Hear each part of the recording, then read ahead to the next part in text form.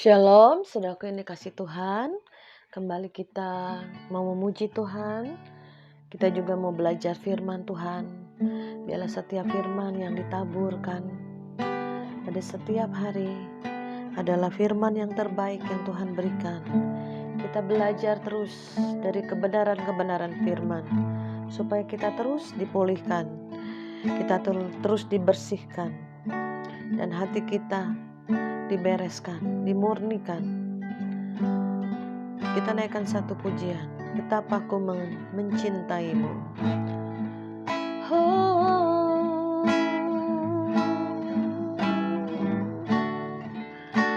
betapa aku mencintai segala yang telah terjadi. Tak pernah sendiri jalani hidup ini, selalu menyertai.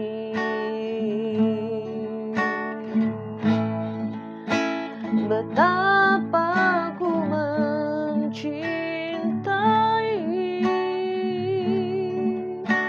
segala yang telah terjadi. Kau selalu memberi rancangan terbaik oleh karena kasih Bapa. Sentuh hatiku, ubah hidupku menjadi yang baru, bagai emas yang murni. Kau membentuk bejana hatiku, Bapa. Sentuh hatiku, ubah hidupku menjadi yang baru, bagai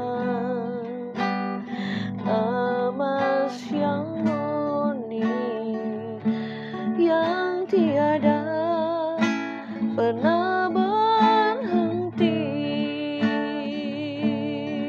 Oh, bagai emas yang murni, bagai air yang mengalir, basahi hati kami, bersihkan Tuhan dari semua kekotoran. Yarala moya shikiri, sikarana moya shiki, yarala pakarala papa ya shikiri. Ubah hati kami Tuhan, dijauhkan hati yang kotor, diberikan hati yang murni, hati yang baru, hati yang mau bertobat sungguh-sungguh padamu Tuhan, hati yang diperbaharui hari lepas hari, sehingga aku segambar dan serupa denganmu Tuhan.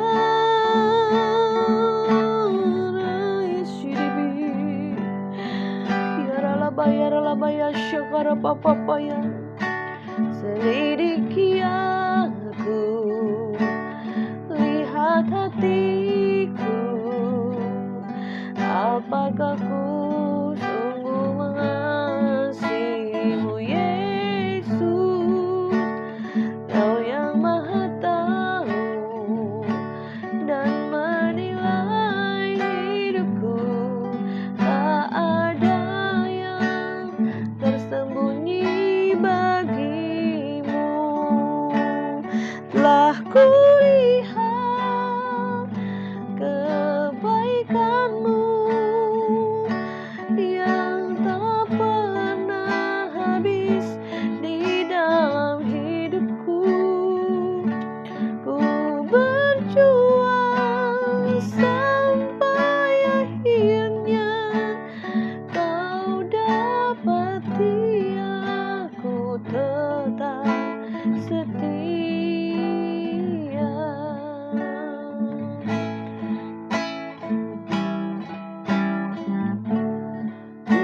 ujilah aku Tuhan, cobalah aku Tuhan, selidiki hatiku dan batinku,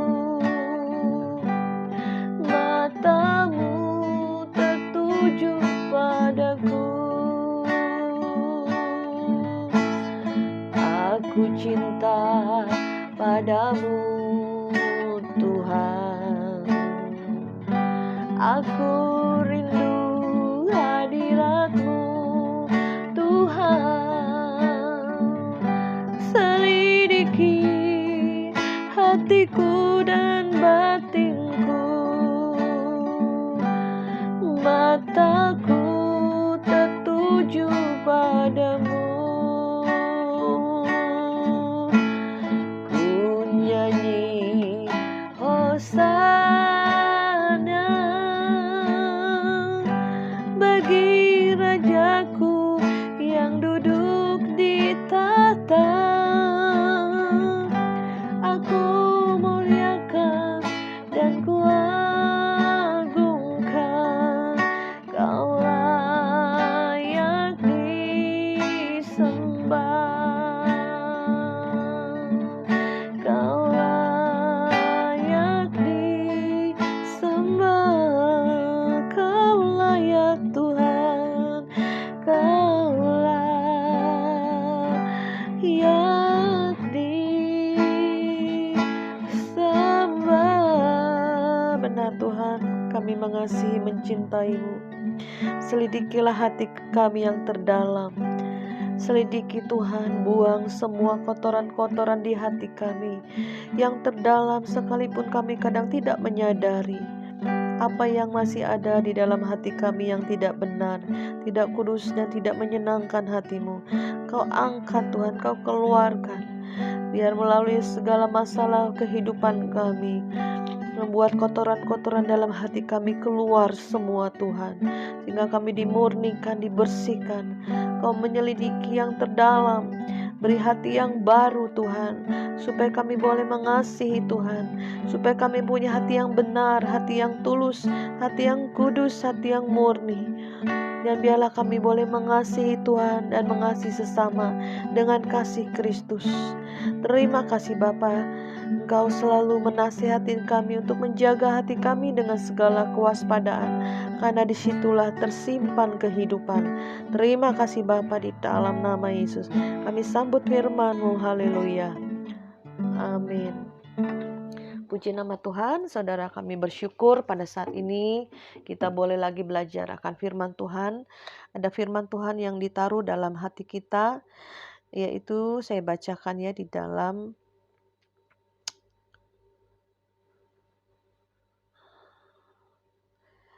dalam Matius 11 ayat yang kedua. Yesus dan Yohanes Pembaptis di dalam penjara. Yohanes mendengar tentang pekerjaan Kristus, lalu menyuruh murid-muridnya bertanya kepadanya, "Engkaukah yang akan datang itu? Atau haruskah kami menantikan orang lain?" Yesus menjawab mereka, "Pergilah dan katakanlah kepada Yohanes apa yang kamu dengar dan kamu lihat. Orang buta melihat, orang lumpuh berjalan, orang kusta menjadi tahir, orang tuli mendengar, orang mati dibangkitkan, dan kepada orang miskin diberitakan kabar baik. Dan berbahagialah orang yang tidak menjadi kecewa dan menolak aku." Ya, puji nama Tuhan. Jadi saudara, ada murid-murid Yohanes dan ada murid-murid Yesus. Ya, kita tahu di dalam firman Tuhan di mana Yohanes masuk dalam penjara karena perintah ya daripada raja waktu itu ya saudara, karena sumpahnya kepada anaknya ya yang menari-nari, dan separuh kerajaan akan diberikan, tapi dibisikkan oleh mamahnya bahwa dia minta kepala Yohanes Pembaptis. Ya saudara, Yohanes ini di dalam penjara pasti mengalami satu masalah, satu penderitaan ya. Maksudnya dia kok sebagai nabi, bahkan lebih daripada seorang nabi dikatakan dalam firman Tuhan. Sungguh mengenaskan ya, dia masuk dalam penjara, pasti ada hati yang terluka, pasti ada kekecewaan. Bukankah selama ini dia melayani Tuhan, bahkan dia yang membaptis Tuhan Yesus, bahkan Yohanes Pembaptis mendengar suara ya dari sorga ya, dan melihat burung merpati dalam satu penglihatan, dan Allah Bapa berkata, inilah anakku yang kukasihi, kepadamu lah aku berkenan. Pada waktu Yohanes Pembaptis membaptis Tuhan Yesus. Tapi pada saat dia di dalam penjara, dia meragukan, ya, dia mengalami kepahitan hatinya. Ya, selama ini dia melayani, selama ini dia membayar harga, selama ini dia mengikut ya Yesus ya, menjadi pendobrak, menjadi dikatakan dalam firman Tuhan, dia yang berseru-seru di padang gurun ya untuk bertobat ya. Dialah seorang nabi yang berseru-seru di padang gurun ya, membuka jalan bagi karya penyelamatan Yesus. Ya, dia lebih besar daripada seorang nabi. Ya, saudaraku. Jadi ada kuasa Elia ya dalam diri Yohanes Pembaptis ini. Tapi dia kecewa pada saat dia dalam penjara, pada saat dia mengalami kesesakan, pada saat dia mengalami penderitaan. Mungkin dia dipukul, dicambuk, masukkan dalam penjara. Dan dia menyuruh murid-muridnya, ayat yang ketiga dikatakan, lalu ia menyuruh murid-muridnya bertanya kepada Yesus. Suruh murid-muridnya tanya kepada Yesus, apakah engkau yang akan datang itu atau kami harus menantikan yang lain? Dalam ibarat kata, apakah engkau Mesias, benar anak Allah atau bukan? Atau menunggu yang lain, ya. Dan pada waktu murid Yohanes Pembaptis datang kepada Tuhan Yesus jawabnya apa? Pergilah, katakanlah kepada Yohanes apa yang kamu dengar dan kamu lihat. Yang buta melihat, yang lumpuh berjalan, yang kusta tahir, yang tuli mendengar, dan yang mati dibangkitkan, pada orang miskin diberitakan kabar baik. Dan di ujung perkataan Yesus kepada murid Yohanes dikatakan, dan berbahagialah orang yang tidak menjadi kecewa dan menolak aku. Banyak sekali orang mudah untuk kecewa, untuk menolak Yesus, untuk murtad, untuk kepahitan. Banyak pelepasan-pelepasan yang kita tanganin, kebanyakan itu orang yang menyimpan di hati kepahitan-kepahitan ya. Sehingga muncullah sakit penyakit, muncullah masalah, muncullah banyak hal ya dari kepahitan di hati ini. Sehingga muncul sakit penyakit ya, muncullah kekecewaan, muncullah akhirnya ujungnya murtad. Ya seringkali kepahitan ya yang di hati itu menular. Ya satu perkataan aja yang menyentil ya, yang tidak suka disimpan di hati jadi satu kepahitan. Jadi tidak suka kepada seseorang akhirnya menyebar dari satu ke satu yang lain ya, seperti kanker ya. Kepahitan itu seperti kanker saudaraku, menyebar, menular. Jadi seringkali saya menekankan, ayo lepaskan pengampunan ya, jangan simpan kepahitan ya. Karena ini akar yang sangat jahat sekali, menyebar ya. Ini inti dari hati itu satu akar yang harus kita cabut ya. Jangan sampai kita murtad karena kepahitan, kita menerima sakit penyakit karena kepahitan ya. Seperti Yohanes ini bisa kepahitan kepada Tuhan Yesus ya. Dan dikatakan Tuhan Yesus kepada Yohanes Pembaptis, dan berbahagialah orang yang tidak menjadi kecewa dan menolak aku. Jangan sampai tumbuh akar pahit, kekecewaan. Akhirnya ujungnya menolak Yesus, akhirnya ujungnya murtad. Banyak hamba-hamba Tuhan, sudah pelayan Tuhan, murtad ya. Meninggalkan imannya, meninggalkan pelayanannya. Bahkan anak-anak Tuhan ada yang sudah tidak mau ke gereja karena kepahitan dengan anak-anak Tuhan, sesama pelayan, bahkan kepada Tuhan sendiri ujungnya. Akhirnya kepahitannya kepada Tuhan, akhirnya murtad. Itu yang diingini iblis, akhirnya iblis tepuk tangan. Jadi kita berhati-hati dengan musuh yang satu ini, yaitu akar kepahitan, di mana seringkali iblis menaruh perkataan-perkataan yang tidak enak ya dari orang-orang sekitar kita yang menusuk hati kita, dan kita menyimpan perkataan itu bertahun-tahun, jadi satu kepahitan akan menimbulkan sakit penyakit. Jadi kita harus buang semuanya, kita berlutut sama Tuhan, kita doa, ampuni orang yang menyakiti. Semua perkataan-perkataan dihapus dari pikiran kita. Ya, pundaknya kita doa, kita urapi semua perkataan-perkataan orang yang kita ingat ya, dihapuskan dalam nama Yesus. Ya ini kan ingatan-ingatan di alam bawah sadar kita yang selalu mengingat kesalahan orang, menyimpan di hati. Ya kita urapi diri kita doakan, kita buang, kita minta Tuhan hati yang baru, hati yang mengasihi dan mengampuni. Ya melupakan perkataan-perkataan yang jahat, negatif atau perbuatan-perbuatan orang yang menyakiti ya. Kita ampuni, kita perkatakan namanya siapa, orangnya kita perkatakan, Tuhan aku mengampuni si A. Ya, aku melupakan apa yang merupakan perkataannya dan perbuatannya yang menyakiti hatiku. Ampuni Tuhan, berikan hati yang baru supaya aku boleh mendapatkan kelepasan, kelegaan di dalam nama Yesus. Jadi kita apa-apa kita doakan. Apa-apa kita harus doakan supaya hati kita bersih, saudaraku. Ya, puji nama Tuhan. Karena Tuhan juga berkata di dalam ayat selanjutnya, lihatlah aku menyuruh utusanku mendahului engkau. Ia akan mempersiapkan jalanmu di hadapanmu. Aku berkata kepadamu, sesungguhnya di antara mereka yang dilahirkan oleh perempuan tidak pernah tampil seorang yang lebih besar daripada Yohanes Pembaptis. Namun yang terkecil dari kerajaan surga lebih besar daripadanya. Sejak tampilnya Yohanes Pembaptis hingga sekarang kerajaan surga diserong dan orang yang menyerongnya mencoba menguasainya. Sebab semua nabi dan kitab Taurat bernubuat hingga tampilnya Yohanes. Ya. Dan jika kamu mau menerimanya, ialah Elia yang akan datang itu. Jadi Yohanes itu adalah nabi yang lebih besar. Ya, ada roh Elia di dalamnya. Dia yang membukakan jalan bagi Yesus sehingga orang-orang berbalik bertobat, ya, menerima baptisan air, ya, tanda pertobatan.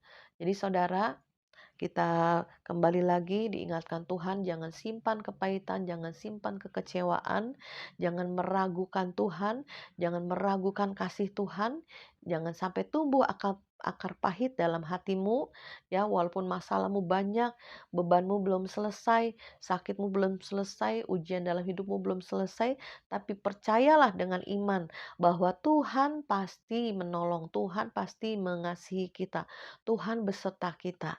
Pasti semua ada waktunya Tuhan ya. Puji nama Tuhan, kita berdoa.